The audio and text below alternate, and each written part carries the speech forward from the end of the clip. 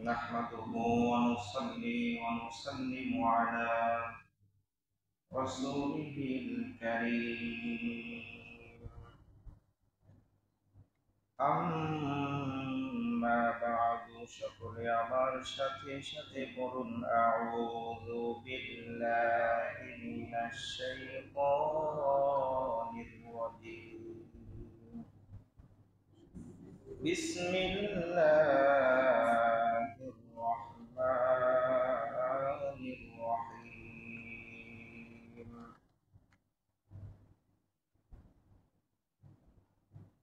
الذين إذا أصابتهم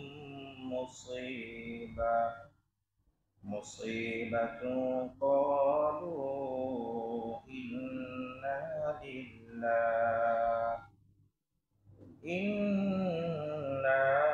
لله وإنا إليه راجعون. صدق الله مولانا العظيم وبلغنا رسولنا الكريم. قال رسول الله صلى الله تعالى عليه وعلى آله وسلم: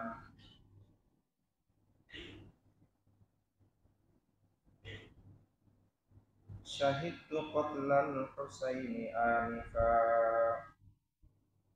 أو كما قال النبي عليه الصلاة والسلام.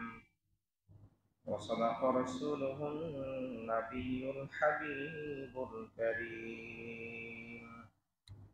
فقد قال الله تعالى في شان حبيبه: إن الله وملائكته يصلون على النبي يا أيها الذين آمنوا صلوا عليه وسلموا تسليما. اللهم صل على سيدنا مولانا محمد وعلى آله سيدنا مولانا محمد. لا إله إلا الله، لا إله لا إله إلا الله، لا إله لا إله إلا الله محمد رسول الله صلى الله عليه وسلم. रखे मेरे मस्कन हवाली काबा, बने मेरे मदफन दियारे मदीना। बलगल उला बिकमालिही कशफत दुजा बिजमालिही हसनत जमीउ खिसालिही सल्लु अलैहि। اللهم صل وسلم وبارك عليه. উপস্থিত আজ পবিত্র সফর মাসের দ্বিতীয় জুমায় আল্লাহর ঘরে জুমার নামাজ আদায় করার মানুষের সমবেত মুসল্লিয়ান কেরাম, সর্বপ্রথম আমরা সকলে আল্লাহ তাআলার দরবারে শুকরিয়া আদায় করি যে আল্লাহ পাক রব্বুল আলামিন আমাদেরকে পবিত্র দিন শুক্রবার, শ্রেষ্ঠতম দিন শুক্রবার দিন আগে ভাগে আল্লাহর ঘরে আসার এবং বসার তৌফিক দিয়েছেন। কয়েক মর্তবা দরুদ শরীফ পড়ার এবং কয়েক মর্তবা আল্লাহ তাআলার জিকির, আফদালুজ জিকির আদায় করার তৌফিক আল্লাহ তাআলা আমাদেরকে আনায়াত করেছেন। সেজন্য সকলে কালিমাতুশ শুকর আদায় করে বলি আলহামদুলিল্লাহ। আরো শুকরিয়া আদায় করি যে আল্লাহ পাক রব্বুল আলামিন আমাদেরকে না চাইতে বিনা দরখাস্তে বিনা আবেদনে আখির নবীর উম্মত হিসেবে কবুল করেছেন, শ্রেষ্ঠ উম্মতের মর্যাদা দিয়েছেন। সেজন্য আবারও দিল খুলে প্রাণ দারাজ করে কালিমাতুশ শুকর আদায় করে পড়ি আলহামদুলিল্লাহ। আমি আপনাদের সামনে সূরাতুল বাকারার এক খণ্ড আয়াতে কারিমা তেলাওয়াত করেছি, যেখানে আল্লাহ তাআলা বলতেছেন, আল্লাযীনা ইযা আসাবাতহুম মুসিবা, যখন বলা হচ্ছে ধৈর্যশীল হচ্ছে তারা, যারা আল্লাযীনা ইযা আসাবাতহুম, যাদের উপর কোন ধরনের বালা মুসিবত যখন চলে আসে, ক্বালু, তারা বলে, ইন্না লিল্লাহি ওয়া ইন্না ইলাইহি রাজিউন। যারা প্রকৃত মুমিন হবে, ধৈর্যশীল হবে, সেসব বান্দাদের শান আল্লাহ তাআলা এই আয়াতে কারিমাতে উল্লেখ করেছেন। তারা বালা মুসিবত আসলেও তারা কি করবে? ধৈর্য ধারণ করবে এবং এই কথা বলবে, ইন্না লিল্লাহি ওয়া ইন্না ইলাইহি রাজিউন। এজন্য আমাদের উপর যখন কোনো বিপদ বালা মুসিবত আসে, আমরা এই দোয়াটি পড়বো ইনশাআল্লাহ। আমরা শুধু কেউ মারা গেলে শুধু এই দোয়াটা পড়ব, কি বলবো? মারা যাওয়াও একটা মুসিবত, কারণ একজন আলেম, একজন ভালো মানুষ যখন আমাদের কাছ থেকে বিদায় নেয়, এটা আমাদের জন্য মুসিবত। ভালো মানুষ না হোক, প্রত্যেকের কাছে তার মা বাবা, তার আত্মীয় স্বজন তার কাছে ভালো মানুষ, কি বলেন? প্রত্যেক বাবা তার সন্তানের কাছে শ্রেষ্ঠ বাবা। সুতরাং প্রত্যেক মানুষের মৃত্যু এটা কারো না কারোর জন্য মুসিবত বা তাদের জন্য সাময়িক দুঃখের কারণ হয়। এই জন্য ওই আত্মীয় স্বজন যখন তাদের কাছ থেকে মায়া মহব্বত বিচ্ছিন্ন করে, আল্লাহ তাআলা ডাকে পরকালে পাড়ি জমা, তখন এই দোয়াটি আমরা পড়ি। তবে অন্যান্য মুসিবতের সময় আমরা এই দোয়াটি পড়তে পারি, ইন্না লিল্লাহি ওয়া ইন্না ইলাইহি রাজিউন। অর্থ হচ্ছে, নিশ্চয় আমরা সকলে আল্লাহ তাআলার জন্য। আমরা কার জন্য? আল্লাহর জন্য। ওয়া ইন্না ইলাইহি রাজিউন, এবং আমরা তার কাছে প্রত্যাবর্তন করব। আমাদের সর্বশেষ ডেস্টিনেশন, সর্বশেষ গন্তব্য হচ্ছে আল্লাহ তাআলার দরবার। কি বলেন, ঠিক না ঠিক? এটা আমাদের অন্তরে বদ্ধমূল করতে হবে। তো যাই হোক, ইমাম হুসাইন রাদিয়াল্লাহু তাআলা আনহু সেই ধৈর্যের পাহাড় হয়েছিলেন কারবালার ময়দানে, এবং ওনার সঙ্গী সাথীরা আওলাদে রাসূল যারা ছিলেন এবং ওনাদের পাড়া প্রতিবেশী যারা ওনাদের সাথে এসেছিলেন, প্রত্যেকেই ধৈর্যের প্রাচীর হয়েছিলেন কারবালার ময়দানে। ধৈর্যের পরীক্ষা দিয়ে তারা উত্তীর্ণ হয়েছেন। বলুন সুবহানাল্লাহ। এই জন্য বালা মুসিবত আসলে ধৈর্য ধারণ করতে হবে, কোন বিপদ আসলে ধৈর্য ধারণ করতে হবে। কোন ধরনের ক্ষমতার অপব্যবহার, অপপ্রয়োগ করা যাবে না, সঠিক পথে থাকতে হবে। আর যদি আপনি ধৈর্য ধারণ করতে পারেন বালা মুসিবতে, আল্লাহ তাআলা বলেন তাদের জন্যই সফলতা, তারাই হচ্ছে চূড়ান্ত বিজয়ী, তারাই সাকসেসফুল। বলুন সুবহানাল্লাহ। তো বলতেছিলাম, গত জুমায় আপনাদেরকে যে কথা বলেছিলাম, ইমাম হুসাইন রাদিয়াল্লাহু তাআলা আনহু ওনার সঙ্গী সাথী সহ সবাইকে নিয়ে কারবালার ময়দানে উপস্থিত হয়েছেন। দেখতে দেখতে 1 তারিখে তিনি কারবালার ময়দানে উপস্থিত হয়েছিলেন। সেখান থেকে তিনি 7 তারিখে উপনীত হলেন। মুহররমের 7 তারিখে যখন ওই আমর ইবনে সাদের নেতৃত্বে 4000 সৈন্য এবং পর্যায়ক্রমে আস্তে আস্তে 22,000 সৈন্য আসলো। আর ওই 7 তারিখ থেকে ওবাইদুল্লাহ ইবনে জিয়াদ, কুফার যে গভর্নর ছিল, তার নির্দেশে ফোরাত নদীর পানি বন্ধ করে দেওয়া হলো। বলা হলো, চিঠি যখন লিখেছিল ওবাইদুল্লাহ ইবনে জিয়াদ, চিঠির মধ্যে সে উল্লেখ করলো যে এই ফোরাত নদীর পানি অন্যান্য মানুষেরা পান করবে, গরু ছাগল পান করবে, ও ভেড়া বকরি দুম্বা পান করবে, বন জঙ্গলার কুকুর আর সিগার পান করবে। কিন্তু এই ফোরাত নদীর পানি আওলাদে রাসূল নবীর কলিজার টুকরা ইমাম হুসাইন এবং তার সঙ্গী সাথী যারা আছে তারা পান করতে পারবে না। নাউজুবিল্লাহ বলবেন না? এই পানি, যে পানি আল্লাহ তাআলা মেঘমালার মাধ্যমে, বৃষ্টির মাধ্যমে জমিনে নাযিল করে, আল্লাহ তাআলা যদি পানি বন্ধ করে দেন, পৃথিবীর কোন ক্ষমতাধর, যত পাওয়ারফুল লিডার হোক, যত শক্তিশালী বাদশা হোক, সে সেটা প্রবাহিত করতে পারবে না। কথা বলেন ঠিক না বেঠিক? আর আজকে নবী পরিবারের জন্য সে পানি বন্ধ করে দেওয়া হবে। অথচ এই গোটা জগতের সব কিছু আল্লাহ তাআলা আল্লাহর নবীর উসিলায় সৃষ্টি করেছেন। সুবহানাল্লাহ।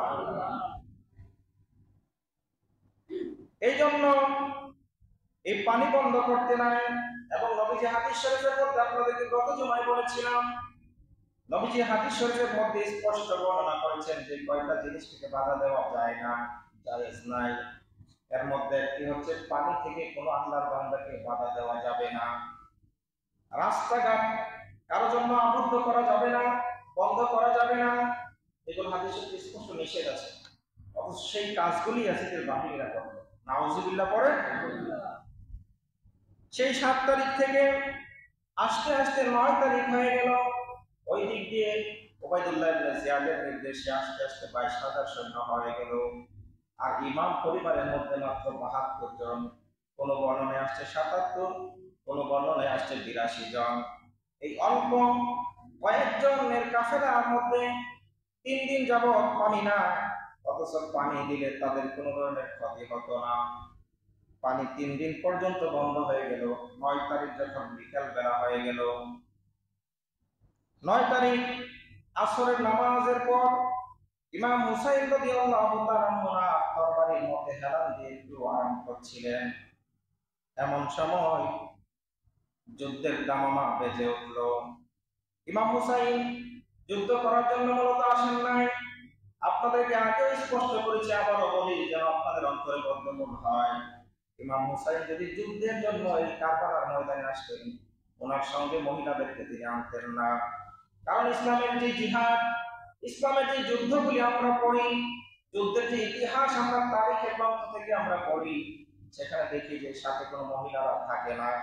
ছোট ছোট মাসুম বাচ্চাদেরকে সঙ্গে নেওয়া হয় না। কারণ যুদ্ধের ময়দানে হার জিত আছে। যদি কেউ জয়লাভ করে, বিপক্ষ দলের সবকিছু তারা লুণ্ঠন করে, অপহরণ করে, তাদেরকে বন্দী করে ফেলে।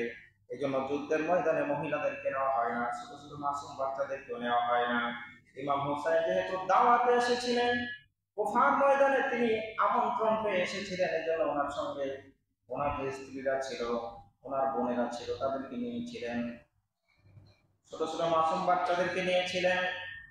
ইমাম হুসাইন এই কারবালার ময়দানে তিনি 3টা প্রস্তাব দিয়েছিলেন। বলেছিলেন, হে আমর ইবনে সাদ, ওবাইদুল্লাহ ইবনে জিয়াদের পক্ষ থেকে তুমি কারবালার ময়দানে যুদ্ধ করার জন্য আমার সাথে অবতীর্ণ হয়েছ, তবে শুনে রাখো, আমার পক্ষ থেকে 3টা শান্তি প্রস্তাব তোমাকে দেয়। 1 নম্বর প্রস্তাব হলো, তুমি যদি চাও ইয়াজিদের বাহিনীরা, ইয়াজিদের পক্ষ থেকে নিয়োগকৃত গভর্নর ওবাইদুল্লাহ ইবনে জিয়াদ যদি চায়, তথা ইয়াজিদ যদি চায়, আমি এখান থেকে কোনো বন জঙ্গলে চলে যাব, পাহাড়ি এলাকায়, যেখানে কোনো ধরনের জনমানব নাই, যেখানে মানুষের বসবাস নাই, এইরকম পাহাড়ি কোন অঞ্চলে আমি চলে যাব। তারপরে কোনোদিন আমি জনসম্মুখে আসবো না, আমাকে সেখানে ছেড়ে দাও, আমাকে যেতে দাও। 2 নম্বর প্রস্তাব দিলেন যে যদি ওই পাহাড়ি অঞ্চলে যদি আমাকে যেতে না দাও, তাহলে মক্কা অথবা মদিনার দিকে আমাকে যেতে দাও। তাও যদি তোমরা না মানো, 3 নম্বর প্রস্তাব হলো, আমাকে দামেস্কে নিয়ে চলো, ইয়াজিদের কাছে। আমি সামনাসামনি বসে ইয়াজিদের সাথে কথা বলবো, হয়তো আল্লাহ তাআলার পক্ষ থেকে কোনো একটা ফায়সালা চলে আসবে। 3টা প্রস্তাবই সুন্দর প্রস্তাব ছিল। কথা কোন ঠিক না বেঠিক? এখানে কোনো ধরনের উগ্রতা ছিল না, দাঙ্গা হাঙ্গামার কোনো কথা ছিল না। এটাই হচ্ছে আওলাদে রাসূলের আদর্শ, ইমাম হুসাইনের আদর্শ, জান্নাতি যুবকদের সর্দারের আদর্শ। সেটাকে আমরা গ্রহণ করতে হবে। আমরা সবসময় শান্তিপ্রিয় হতে হবে। ইসলাম শব্দের এক অর্থ হচ্ছে শান্তি। ইসলাম শব্দের মূল অর্থ হচ্ছে আত্মসমর্পণ। নিজের সমস্ত ইচ্ছা, বাসনা সবকিছু আল্লাহ এবং আল্লাহ রাসূলের জন্য আত্মসমর্পণ করে ফেলতে হবে। ইসলামের প্রতি নিজেকে আত্মনিয়োগ করে ফেলতে হবে। নিজের সব কিছু ইসলামের জন্য বিলিয়ে দিতে হবে। তাহলে আপনি পরিপূর্ণ ইমানদার মুসলমান। কথা বলেন ঠিক না বেঠিক? তো যে কথা বলতেছিলাম, ইসলাম শব্দের আরেকটি অর্থ হচ্ছে শান্তি। আর ইসলাম হচ্ছে শান্তির ধর্ম। এই জন্য শান্তির কথা বলতে হবে। যুদ্ধের মাধ্যমে যত না ইসলাম প্রচার হয়েছে তার চেয়ে বেশি প্রচার হয়েছে সুন্দর কথার মাধ্যমে, দাওয়াতের মাধ্যমে, সুন্দর ব্যবহারের মাধ্যমে। এই জন্য যখন যেটা প্রয়োজন সেটা অ্যাপ্লাই করতে হবে। বলতেছিলাম ইমাম হুসাইন রাদিয়াল্লাহু তাআলা তিনটি প্রস্তাব দিলেন, তিনটি প্রস্তাব প্রত্যাখ্যান করা হলো এবং বলা হলো যে আপনি সরাসরি ইয়াজিদের হাতে এখানে বায়াত গ্রহণ করেন, নয়তো আপনি যুদ্ধের জন্য প্রস্তুত হন। কথা মতো ইমাম হুসাইন রাদিয়াল্লাহু তাআলা এই প্রস্তাব যখন মানল না, আমর ইবনে সাদ 9 তারিখ মুহররমের 9 তারিখ আসরের পরে ইমাম হুসাইন যখন তরবারির মধ্যে হেলান দিয়ে বিশ্রাম করছিলেন, ইন দি মিন টাইমে ইমাম হুসাইন রাদিয়াল্লাহু তাআলা যখন বিশ্রাম করেন, আমর ইবনে সাদ তার পক্ষ থেকে যুদ্ধের দামামা বাজিয়ে দিল। ইমামের বোন যায়েনব রাদিয়াল্লাহু তাআলা হাতে ডাক দিয়ে বললেন, ভাইজান আপনি আরাম ফরমাচ্ছেন, ওই দিক দিয়ে যুদ্ধের দামামা বেজে গেছে, তারা তো অস্ত্র শস্ত্রে সজ্জিত এবং তারা প্রস্তুত যুদ্ধ করার জন্য, আপনি যে আরাম ফরমাচ্ছেন। ইমাম হুসাইন তৎক্ষণাৎ সেখান থেকে উঠে গেলেন, উঠে বললেন, বোন তারা যেহেতু প্রস্তুত আমিও প্রস্তুত।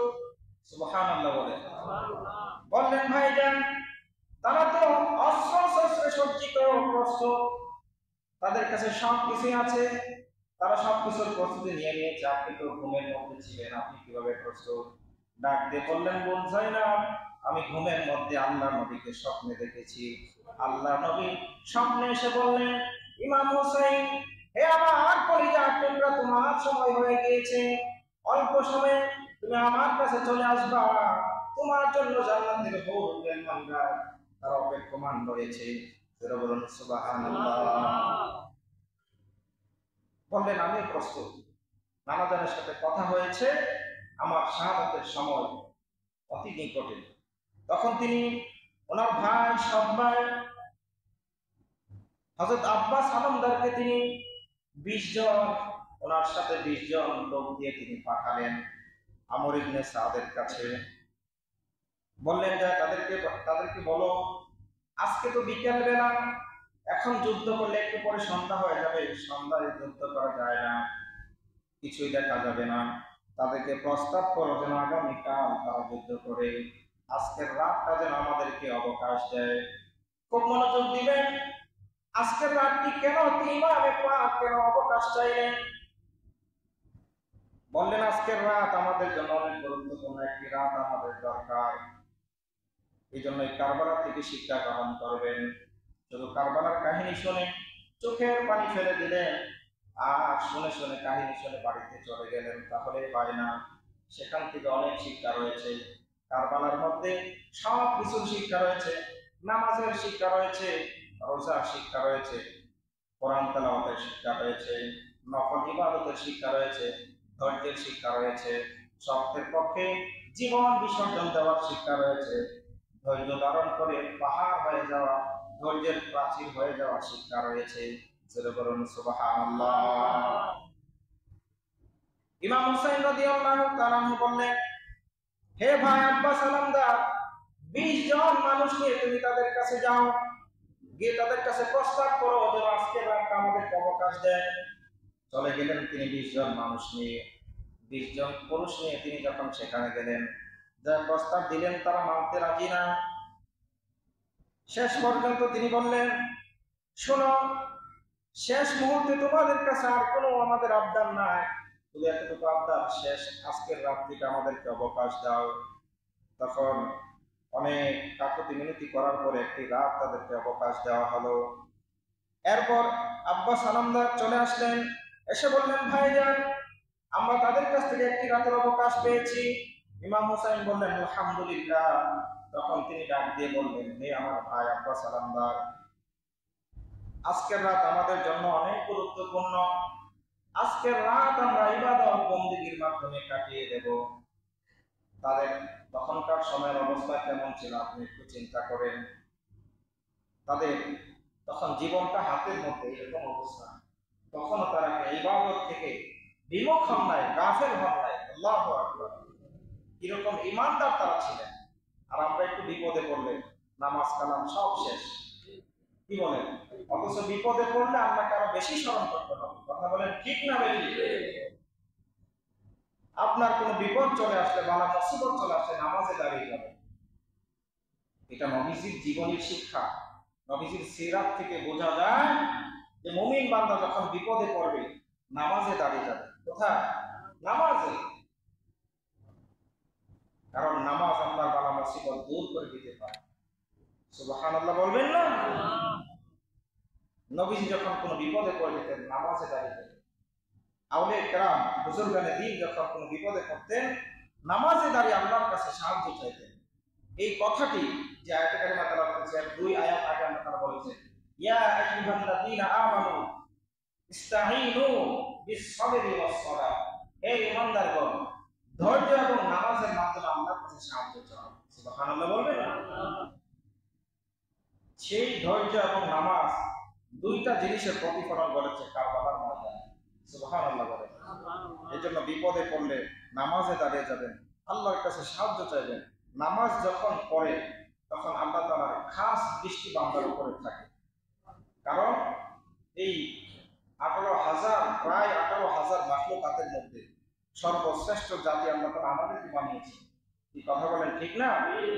সেই শ্রেষ্ঠ জাতি যখন সর্বনিম্ন স্থানে মাটিতে গিয়ে যখন সিজদায় ডুবিয়ে পড়ে, আল্লাহ তাআলা ফেরেশতাদেরকে ডাক দিয়ে বলেন, হে ফেরেশতারা, তোমরা তো নিষেধ করেছিলা মানুষ না বানানোর জন্য, ভেটো দিয়েছিলা, দেখো আমার বান্দা কত সুন্দর করে আমার কুদরতি কদমে সিজদায় অবনত হয়েছে। তোমরা সাক্ষী থাকো, আমি আমার বান্দার সব গুনাহ খাতা মাফ করে দিলাম এবং তার সব বালা মুসিবত আমি দূর করে দিলাম।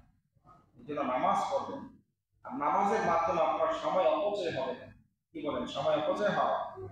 আপনি বাহ্যিকভাবে দেখতেছেন যে আপনার কিছু সময় ব্যয় হয়ে যাচ্ছে, কিন্তু এই নামাজ পড়ার মাধ্যমে আপনার দৈনন্দিন জীবনে যে কাজ আছে, কার্যাদি আছে, সেগুলির মধ্যে ফেরেশতারা আপনাকে হেল্প করবে, সাহায্য করবে। সুবহানাল্লাহ। যে কাজ আপনি 1 ঘন্টায় করতে পারবেন সেটা আধা ঘন্টায় হয়ে যাবে। সেই একই বিশ্বাস অন্তরে রাখতে হবে। কথা বলেন ঠিক না বেঠিক? যাই হোক, বলতেছিলাম ইমাম হুসাইন সাব্বাই আব্বাস আল-আমদারকে বললেন, ভাই আজকের রাত বড় গুরুত্বপূর্ণ, আজকে আমরা ইবাদত বন্দেগীর মাধ্যমে কাটিয়ে দেব। আর ওই ইমামে পাক লাগাতার সেহরি ইফতার ছাড়া রোজা রাখতেছেন। সকলে কি রোজা? আর সেখানে তো পানিও নাই, কি দিয়ে ইফতার করবে? খানা নাই, খানাও সব ফুরিয়ে গিয়েছে। কারণ যেই সময় তাদের লাগতো কুফাতে আসার, যে সময় তারা নির্ধারণ করেছিলেন, সেই সময় অনেক আগে অতিবাহিত হয়ে গেছে। কি ঠিক না? তারা তো অনেক বাধা বিপত্তির সম্মুখীন হয়েছে। বাধা যদি না আসতো তাহলে অনেক আগে তারা কি কুফাতে চলে যেত। খাবার সব শেষ, পানিও বন্ধ করে দিল। এই মুহূর্তে তারা না খেয়ে সাহারি ইফতার ছাড়া রোজা রাখতেছে। সুবহানাল্লাহ। ইমাম হুসাইন রাত্রিবেলাতে সমস্ত তাবুর লোকদেরকে তিনি ডাক দিলেন, কারণ তাদের তাবু আলাদা আলাদা ছিল। ইমামে পাকের তাবু এক জায়গায় ছিল, আরেক জায়গায় অন্যান্যদের তাবু ছিল। এইভাবে আলাদা আলাদা ফ্যামিলির আলাদা আলাদা তাবু ছিল। সবাইকে তিনি ডাক দিলেন তার তাবুর মধ্যে, একত্রিত করলেন। একত্রিত করার পরে তিনি সংক্ষিপ্ত ভাষণ দিলেন। সেখানে সর্বপ্রথম তিনি আল্লাহর প্রশংসা করিলেন। এরপরে রাসূল সাল্লাল্লাহু আলাইহি ওয়াসাল্লামের উপর সালাতু সালাম পাঠ করলেন। এই জন্য ওনার জীবনী থেকে শিক্ষা নেন, যখন কোনো বক্তৃতা শুরু করবেন, কোনো আলোচনা করবেন, যে কোনো আলোচনা হোক, সর্বপ্রথম আল্লাহর প্রশংসা করবেন। কার প্রশংসা? আল্লাহ। এরপরে রাসূল সাল্লাল্লাহু আলাইহি ওয়াসাল্লামের উপর সালাতু সালাম পাঠ করবেন। নাহমাদুহু ওয়া নুসাল্লি ওয়া নুসাল্লিমু আলা রাসূলিল কারীম, এতটুকু বলবেন। এরপর আলোচনা শুরু করবেন। এটা হচ্ছে নবীজির শিক্ষা, নবীজির সাহাবীদের শিক্ষা, ইমাম হুসাইন রাদিয়াল্লাহু তাআলা শিক্ষা। তিনি আল্লাহর প্রশংসা করলেন, নবীর উপর সালাতু সালাম পাঠ করলেন। এরপর বলতেছেন, হে আমার সঙ্গী সাথীরা, এজিদের সাথে আমার শত্রুতা আছে, তোমাদের সাথে কোনো শত্রুতা না। তারা আমার সাথে হিসাব চুকতে চায়, তোমাদের সাথে কোনো ধরনের সমস্যা নাই। সুতরাং তোমরা আমার জন্য বিপদে পড়ো না। আমি তোমাদেরকে একদম দিল খোলাসা করে বিদায় দিচ্ছি। তোমরা এই কারবালার ময়দান থেকে মদিনায় চলে যাও বা মক্কায় চলে যাও, আমি হুসাইন এইখানে থেকে যাব। সবাই বললেন যে আমরা আপনাকে ছেড়ে যাব না, আপনাকে একা ফেলে কারবালার ময়দানে যদি আমরা সেখান থেকে চলে যাই তাহলে হাসরের ময়দানে কি জবাব দেব?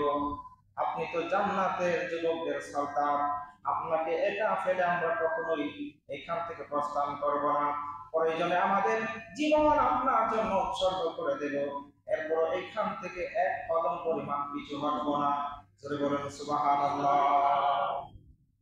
সবাই একে একে এই কথা যখন বললেন, ইমাম হুসাইন তখন বললেন, শোনো, আমার সঙ্গে যদি তোমরা থাকো তাহলে তোমাদের উপর বড় বড় মুসিবত আসবে, ধৈর্য ধারণ করতে হবে। যদি ধৈর্য ধারণ করতে পারো তাহলে আল্লাহ পাক রব্বুল আলামিনের পক্ষ থেকে তোমাদের জন্য মহা পুরস্কার রয়েছে, তোমাদের জন্য জান্নাত আল্লাহ তাআলা বরাদ্দ রেখেছে। তো ভাষণ দিলেন। ভাষণ দেওয়ার পরে সবাইকে বললেন, আজকের রাত আমরা বেশি বেশি করে ইবাদতে কাটিয়ে দেব। ওই রাত্রিবেলাতে ইমাম সহ অন্যান্যরা ঘুমান নাই, সারা রাত ওনারা ইবাদতে কাটিয়ে দিয়েছেন, নামাজ পড়েছেন। ইমাম হুসাইন কোরআন শরীফ নিয়ে বসলেন, কোরআন তেলাওয়াত করছেন। কোন হুসাইন? যে হুসাইন রাদিয়াল্লাহু তাআলা স্বয়ং নবীজির কাছ থেকে কোরআন তেলাওয়াত শিখেছেন। সুবহানাল্লাহ। যে নবীজি কোরআন তেলাওয়াত করলেন আবু জাহেল পর্যন্ত কোরআন তেলাওয়াত শোনার জন্য চুপি সারে চলে আসলো। সুবহানাল্লাহ বলবেন না? যে নবীজি কোরআন তেলাওয়াত করলেন চতুর্দিক দিয়ে শ্রুতি মধুর আওয়াজ ভেসে যেত, কাফেররা পর্যন্ত কোরআন তেলাওয়াত শোনার জন্য অধীর আগ্রহে চুপি চুপি তারা এসে কোরআন তেলাওয়াত শুনতেন। সুবহানাল্লাহ। এই জন্য এই কোরআন কারিমে অসংখ্য মুজিজা রয়েছে। এর মধ্যে একটি মুজিজা হচ্ছে এই কোরআন কারিমের তেলাওয়াতের মাধ্যমে অনেক বিধর্মী মুসলমান হয়ে গেছে। তারা বলতো এই কোরআন তেলাওয়াতের আওয়াজ এত সুন্দর, এই কোরআন তেলাওয়াতের এই কোরআনের বাচন ভঙ্গি এত সুন্দর, এটা মানুষের বানানো কোনো কালাম হবে না, নিশ্চয় এটা আসমানি কালাম, আল্লাহ তাআলার কথা। বলুন সুবহানাল্লাহ। এই জন্য কোরআন কারিমের মধ্যে আল্লাহ তাআলা সব কিছু ইনক্লুড করে দিয়েছেন, সব কিছুর অন্তর্ভুক্তি কোরআন কারিমের মধ্যে আছে। কোরআন কারিমের মধ্যে এমন কোনো বিষয় নাই যেটা অন্তর্ভুক্ত করা হয় নাই। প্রত্যেকটি বিষয় এখানে আছে।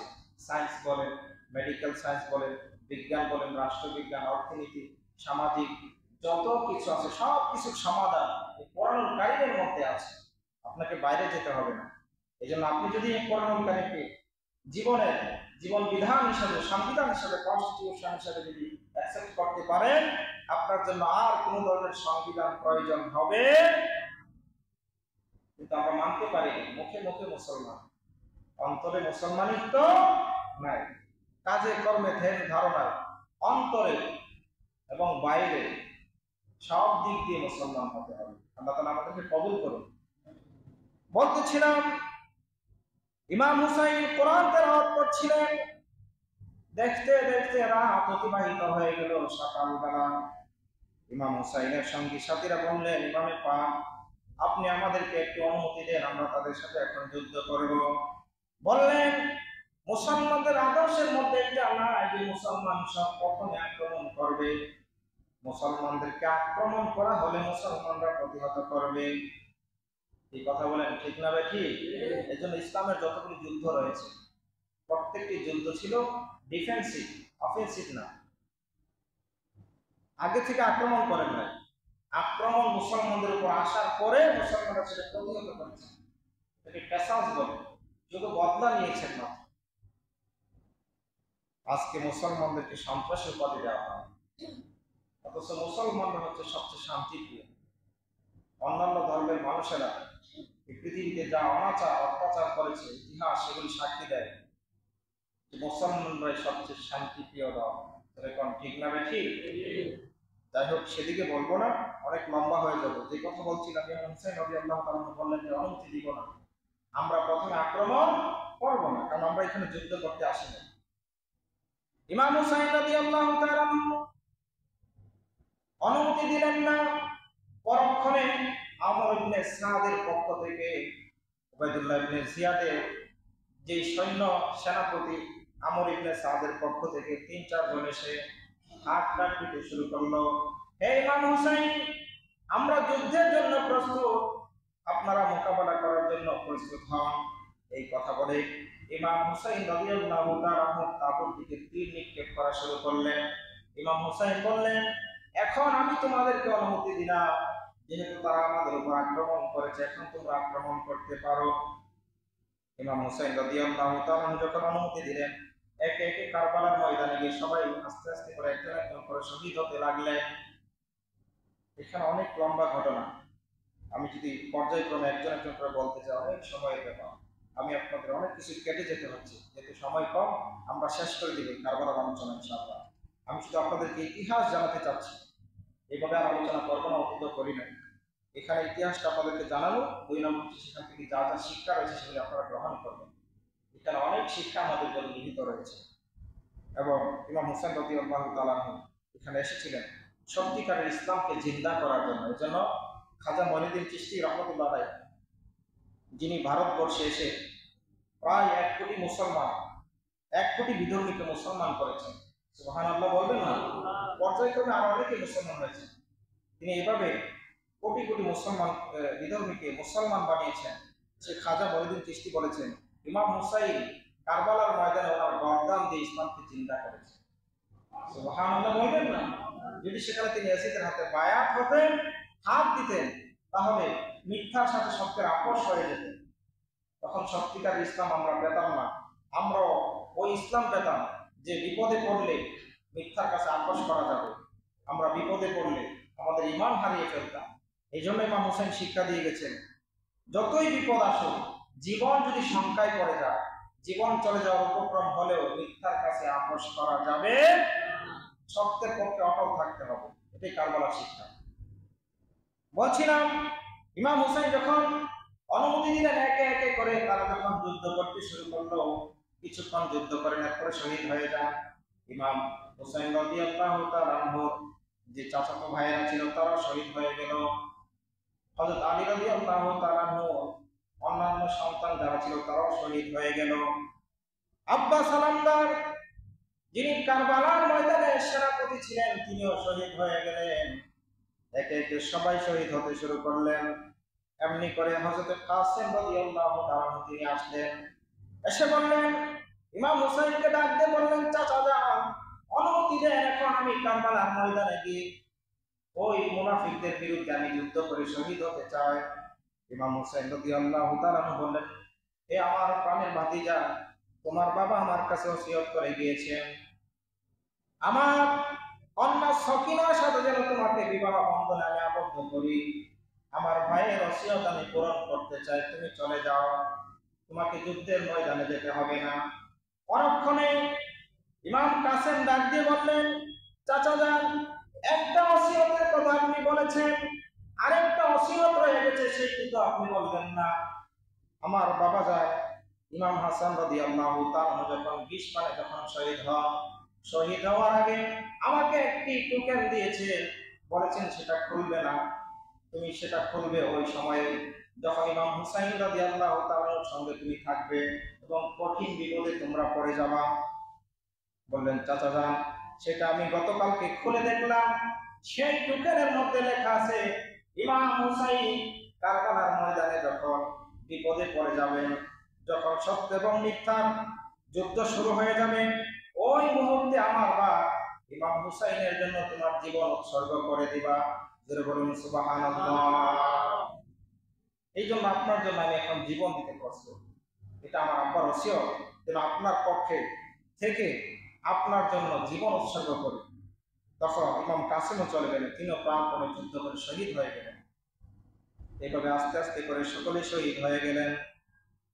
এমনি সময় হযরত আলী আকবর, ইমাম হুসাইনের বড় ছেলে, ইমাম আলী আকবর তিনি ছিলেন সবার বড় ছেলে, তিনি সামনে আসলেন।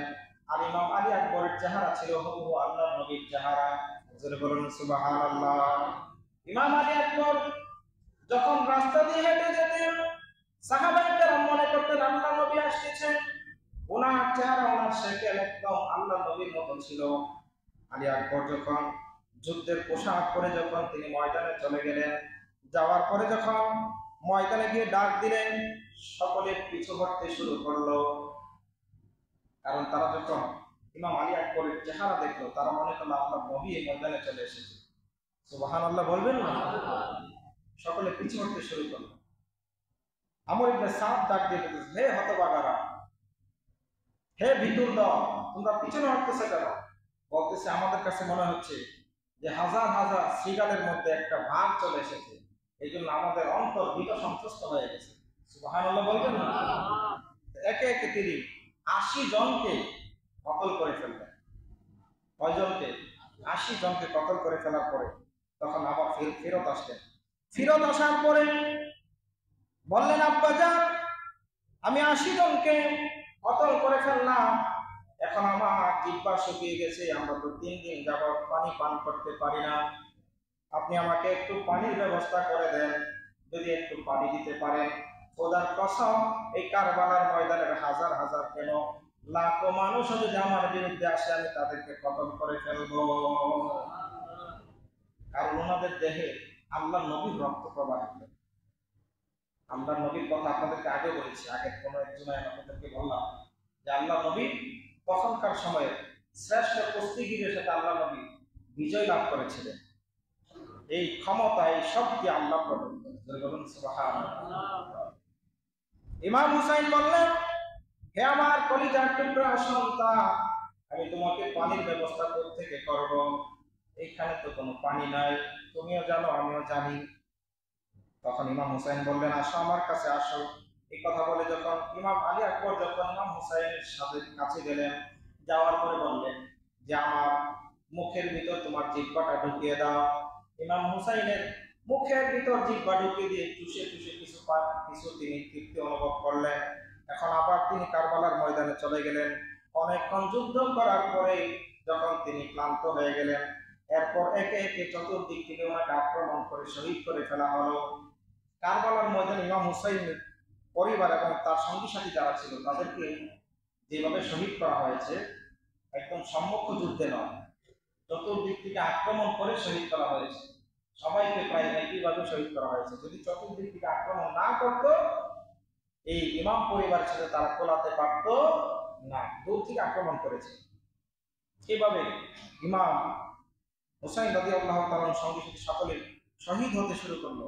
যখন ইমাম আলী আকবর শহীদ হয়ে গেলে তখন ভিতর থেকে কান্নার আওয়াজ আসতেছে। তখন ইমাম হুসাইন রাদিয়াল্লাহু তাআলা ডাক দিয়ে বললেন, হে আমার বোন যায়নব, হে আমার স্ত্রীরা। ইমাম হুসাইনের দুইজন স্ত্রী ছিলেন তখনকার সময়, একজন ছিল শাহরবানু আর একজন ছিল রুবাব।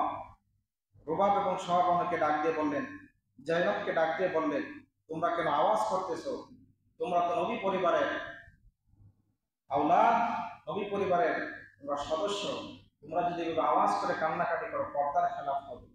বলতেছেন ভাইজান, জাইনব ডাক দিয়ে বললেন, ভাইজান, আমাদের নিজের জন্য কান্নাকাটি করি না, এই কোলের মাসুম বাচ্চা আলী আসগর আজকে ৩ দিন যাবৎ পানি না পাওয়ার কারণে তার ঠোঁট মুখ শুকিয়ে গিয়েছে, তার মার বুকের স্তন শুকিয়ে গিয়েছে, পানি পাচ্ছে, দুধ পান করতে পারছে না। এই ছোট বাচ্চাকে আপনি একটু নিয়ে যান, হয়তো তাদের একটু রহম হবে, হয়তো তাদের ভিতরে মায়া আসবে। আপনি ছোট বাচ্চাকে তাদের কাছে উপস্থাপন করে। ইমাম হুসাইন বললেন, কোনো কাজ হবে না, তারপরে তোমরা যেহেতু বলতেছো, দাও আমার কাছে, আমি নিয়ে যাই। শেষ চেষ্টাটুকু তিনি করলেন। ছোট বাচ্চাকে কোলে করে নিয়ে তিনি এভাবে উপরের দিকে ধরলেন, ধরে বলতেছেন, এজিদের সৈন্যরা, আমাকে পানি দিস না, আমাকে পানি দেওয়ার জন্য আমি আবেদন করি না। এই যে দেখো ছোট মাসুম বাচ্চা, তার সাথে তোমাদের কোনো দুশ্মনী নাই, তার সাথে তোমাদের কোনো শত্রুতা নাই, কারণ এই বাচ্চা তো এই কারবালার ময়দানে অস্ত্র ধরার জন্য আসে নাই, তার সাথে তোমাদের কোনো শত্রুতা নাই। শত্রুতা থাকলে আমি হুসাইনের সাথে তোমাদের শত্রুতা আছে। এই বাচ্চাকে একটু পানি পান করো, এই বাচ্চার প্রতি একটু রহম করো। পৃথিবীর কোন মানুষ এই ছোট মাসুম বাচ্চা দেখলে সহ্য করতে পারবে না, কিন্তু এজিদি সৈন্যদের ভিতরে এতটাই মোহর মারা ছিল, তাদের অন্তর এতটাই শক্ত ছিল, কারো প্রতি কোনো ধরনের রহম আসে না, কারো অন্তর একটু অবিগলিত হয় না, কেউ পানি দেওয়ার জন্য এগিয়ে আসে নাই। বরঞ্চ ইমাম হুসাইন এই কথা বলেছিলেন, রেজিদের সৈন্যরা, তোমরা যদি মনে করো এই ছোট মাসুম বাচ্চার ওসিলা দিয়ে আমরা পানি পান করবো, ধরো তোমাদের হাতে থাকে, তোমরা একটু পানি পান করে দেও, একটু পানি পান করাও, তোমাদের নিজ হাতে একটু পানি পান করাও, যাতে তোমাদের সন্দেহ না থাকে। কিন্তু দূর থেকে হেরমেলা বিন কাহেল নামে এক দুরাচার নিষ্ঠুর সে একটি তীর নিক্ষেপ করলো। তীরটা এসে ইমাম আলী আসগরের এই কণ্ঠনালী ব্যাগ করে ইমাম হুসাইনের এই কাঁধের মধ্যে লেগে গেল। এতক্ষণ পানি না পাওয়ার কারণে ইমাম আলী আসগর একদম নিশ্চুপ ছিলেন, জান যায় যায় অবস্থা। যখন তীরটা নিক্ষেপ করা হলো, ইমাম আলী আসগর তিনি একটি লাফ দিয়ে উঠলেন এবং বাবার দিকে তাকিয়ে রইলেন। কথা তো বলতে পারেন নাই, ইশারায় বোঝা গেল তিনি বলতেছেন, আব্বা যান আর পানি পান করাতে হবে না, আমার জন্য হাউজে কাউসারের পানি বরাদ্দ হয়ে গেছে, আমি হাউজে কাউসারের পানি পান করতে চলে গেলাম। দেখেন এই ছোট মাসুম বাচ্চা প্রতি রহম করলো না, তারা কতটা নির্দয়, দুরাচার ছিল, নিষ্ঠুর ছিল। এরকম নিষ্ঠুর হওয়া যাবে? যাবে না। পানি কোনোদিন বন্ধ করা যাবে না, রাস্তা কোনোদিন বন্ধ করা যাবে না। কারো বিপদে পড়লে তাকে সাহায্য করতে হবে। যে কথা বলছিলাম যে এই ছোট মাসুম বাচ্চাকে তারা রহম করলো না। ইমাম হুসাইন রাদিয়াল্লাহু তাআলা আনহু ইমাম আলী আসগরের লাশ নিয়ে তিনি আসলেন। আসার পর ডাকতেছেন, তাবুর ভিতরে যারা ছিল তাদেরকে ডাক দিয়ে বলতেছেন, হে জৈনব, হে আমার স্ত্রীরা, হে আমার রুবাব, হে শহর বানু, দেখো আমি আমার এই সন্তানকে জীবনের তরে পানি পান করে নিয়ে আসছি। আর কোনোদিন তোমাদের কাছে সে পানি চাইবে না, আর কোনোদিন তোমাদের কাছে এসে দুধ চাইবে না, আর কোনোদিন তোমাদের কাছে কোনো ধরনের আবদার করবে না। জনমের তরে আমি তাকে পানি পান করিয়ে নিয়ে আসলাম, ধরো তোমাদের সন্তানকে ধরো। এইভাবে তিনি যতজন শহীদ হয়েছেন তাদের পাশে ইমাম আলী আসগরকে শোয়া দিলেন। এইভাবে আস্তে আস্তে করে সবাই শহীদ হয়ে গেলেন। জৈনবের দুই ছেলে ছোট ছোট মাসুম বাচ্চা ছিল, তাদেরকেও শহীদ করে দেওয়া হলো। জৈনব বললেন, ভাইজান সবাই শহীদ হয়ে গেল, আমার দুইজন সন্তান আছে, ইমাম মুহাম্মদ এবং আউজ, এই দুইজন সন্তান রয়েছে। বললেন, বোন আপনি কি বলতেছেন? এই দুইজন তো একদম মাসুম বাচ্চা, তারা তো যুদ্ধের বয়সে উপনীত হয় নাই। বললেন, তারপর আমি আপনার জন্য এই কারবালার ময়দানে আমার দুই সন্তানকে আমি উৎসর্গ করতে চাই। বলুন সুবহানাল্লাহ। দুই সন্তান কারবালার ময়দানে গেল এবং দুই সন্তান ছোট ছিল একদম। ঘোড়ার উপরে যখন উঠলেন, এক ভাই ছিল সামনের দিকে রোগ করা, আরেক ভাই পিছনের দিকে, অর্থাৎ দুইজনের পিঠ একজন আরেকজনের সাথে লাগানো। দুইজন দুই দিকে তাকায় তারাও কারবালার ময়দানে গিয়ে প্রাণপণে অনেক যুদ্ধ করলেন, অনেককে কতল করলেন, করার পরে শেষ মুহূর্তে তারা শাহাদাতের সুধা পান করলেন। যখন শহীদ হয়ে গেল, জৈনব এই দুই বাচ্চা লাশ দেখে বলতেছেন, হে আমার বাচ্চারা, হে আমার সন্তানেরা, এখন তোমার মা তোমাদের উপর সন্তুষ্ট হয়ে গেছে। কারণ আমার এই দুই সন্তান ছোট মাসুম বাচ্চা হলেও আমার এই ভাই জান্নাতি যুবকদের সর্দার, নবীজির কলিজার টুকরা, নবীজির দৌহিত্র ইমাম হুসাইনের জন্য কুরবানি দিতে পেরেছে। এর চেয়ে বড় পাওয়া আমি মায়ের জন্য আর কিছু নাই। বলুন সুবহানাল্লাহ। এভাবে আস্তে আস্তে সকলে শহীদ হয়ে গেল। এবার ইমাম হুসাইন এবং জৈনুল আবেদিন, তারা দুইজন পুরুষ মাত্র বেঁচে ছিলেন। এখান থেকে ইনশাআল্লাহ আগামী জুমায় আপনাদেরকে বলবো, বলে আগামী জুমায় ইনশাআল্লাহ আমরা কারবালার যে ইতিবৃত্ত সেটি আমরা ইতি টানবো ইনশাআল্লাহ। আরেকটি কথা আপনাদেরকে বলি, এই মাস হচ্ছে সফর মাস। আগামী বুধবার আখিরি চাহার সোমবার, আখিরি চাহার সোমবার এটা ফার্সি শব্দ, এর অর্থ হচ্ছে শেষ বুধবার। আখিরি শব্দের অর্থ হচ্ছে শেষ, আখিরি শব্দের অর্থ কি? শেষ। চাহার সোমবার ফার্সিতে এটার অর্থ হচ্ছে বুধবার। সফর মাসের শেষ বুধবারকে আখিরি চাহার সোমবার বলা হয়। নবীজি অনেকদিন অসুস্থ ছিলেন, অসুস্থ থাকার পরে এই সফর মাসের শেষ বুধবারে নবীজি একটু সুস্থতা অনুভব করেন, তখন নবীজিকে গোসল দেওয়া হলো, গোসল করানো হলো। এই দিনটাকে সাহাবায়ে কেরাম অনেক আনন্দের সাথে উদযাপন করলেন। কারণ অনেকদিন নবীজি অসুস্থ ছিলেন, সবার মনে কষ্ট ছিল, প্রত্যেকের মনে অশান্তি ছিল। সাহাবায়ে কেরাম তো নবীজি সবসময় সুস্থতা কামনা করতেন। যখন নবীজি অসুস্থ ছিলেন, সাহাবায়ে কেরাম মন মরা অবস্থায় ছিল। হঠাৎ করে নবী যখন সফর মাসের শেষ বুধবারে যখন তিনি সুস্থ হলেন, সাহাবায়ে কেরাম খুশিতে বাগবাগন শুরু করলেন, প্রত্যেকে দান শিক্ষা করতে শুরু করলেন। সুবহানাল্লাহ।